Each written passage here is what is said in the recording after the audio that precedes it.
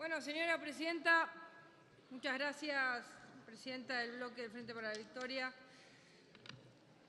En primer lugar, plantear que este tema que estamos discutiendo a esta hora de la noche es un tema de enorme importancia, porque estamos hablando del abuso sexual en menores, lo que significa una experiencia absolutamente traumática, y es un trauma que no tiene fin. Y por eso decimos que es un trauma que no prescribe, que es el corazón de lo que estamos discutiendo hoy. Imagínese usted lo que significa esto como victimización en la infancia, que continúa durante toda la vida. Además, el 90% de los casos de abuso infantil se dan en el peor de los marcos, porque es en el marco de la familia, en los lazos de confianza que constituye además un engaño absolutamente imposible de comprender para las víctimas, para los niños y las niñas y los adolescentes. Esto se da, como decíamos recién, en el 90% de los casos al interior de las casas, de los hogares, entre padres, hermanos, abuelos.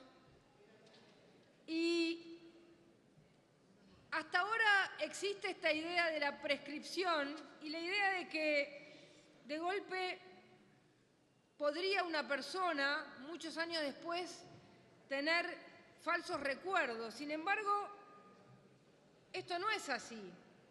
Se ha demostrado en muchísimos trabajos académicos que existe un momento en los menores, en los niños, en las niñas, que es el pacto del secreto, porque si la violación, si el abuso es de un padre, el miedo que tiene ese niño a perder a su padre, el amor de su padre, y por otro lado la contradicción de ese incesto, de esa lógica de quiebre brutal en esa relación, hace que se genere un pacto del silencio, del secreto, un miedo, porque es el miedo a perder aquel que te quiere, aquel que es tu padre y que por otro lado te provoca ese daño y ese trauma.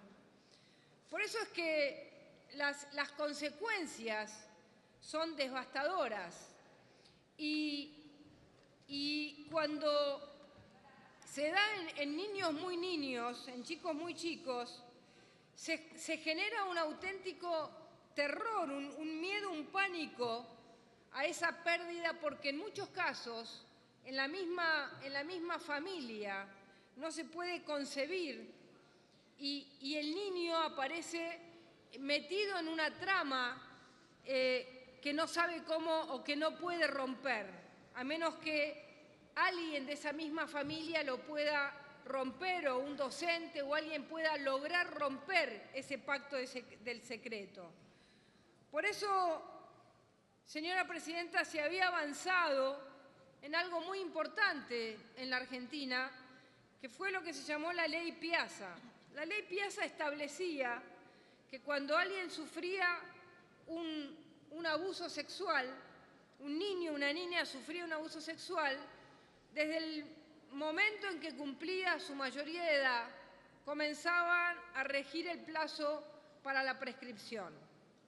Sin embargo, la realidad ha mostrado otra cosa, que nosotros necesitamos y este es el objetivo de esta ley, que la justicia se adapte al tiempo del daño producido a la víctima. Y este tiempo no necesariamente es esa edad.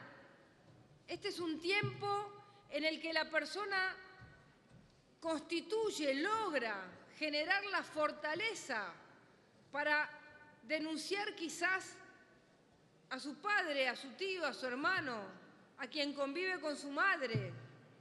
esa fortaleza psicológica tan difícil de conseguir, no necesariamente se consigue a los 18 años, donde todavía el adolescente no tiene quizás la posibilidad de hacerlo. Hemos escuchado en estos días en la Comisión de Legislación Penal y de Familia casos terribles de suicidios de niños y niñas producto de esta imposibilidad de salir.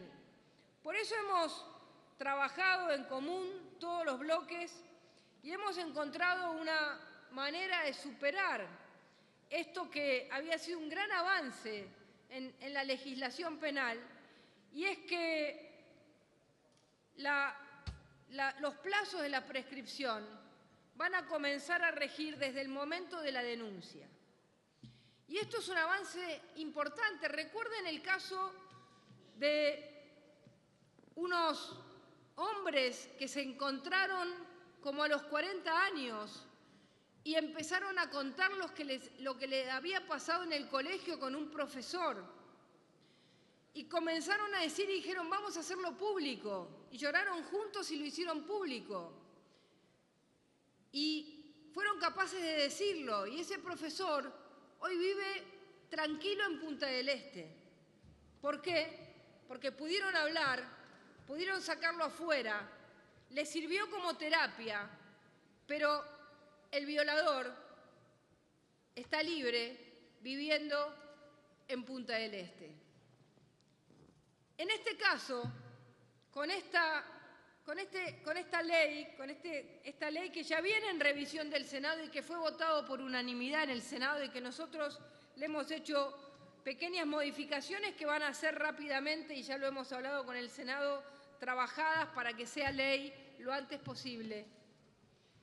Con esta ley, ese señor que hoy vive en Punta del Este y muchos otros no estarían riéndose de aquello que hicieron, sino que estarían pagando con la cárcel aquel delito brutal, traumático que cometió. Por eso, señora presidenta, estamos planteando algo nuevo, pero que tiene que ver con esto que yo le planteaba, que la justicia se adapte a la realidad de las víctimas y, en este caso, adaptar la legislación penal a las víctimas. Por eso, señora presidenta,